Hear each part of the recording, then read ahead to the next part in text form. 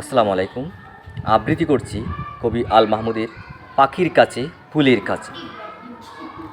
নারকেলের ওই লম্বা মাথায় হঠাৎ দেখি কাল ডাবের মতো চাঁদ উঠেছে, ঠান্ডা ও গুলগাল।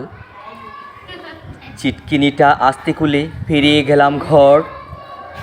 ঝিমি ধরা এই মস্ত শহর কাঁপছিল থর থর। মিনারটাকে দেখছি যেন দাঁড়িয়ে আছেন কেউ। পাথর ঘাটার গির্জেটা কি লাল পাথরের ঢেউ। দরগাথলা পার হয়ে যেই মুড় ফিরেছি ভাই, কুত্তেকে এক উটকো পাহাড় ডাক দিল আয় আয় আয়।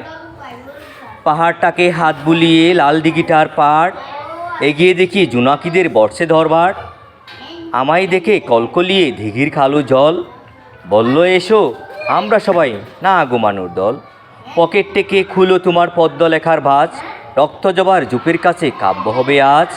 দিঘির কথায় উঠল হেসে ফুল পাখিরা সব, কাব্য হবে জুড়ল কলরব।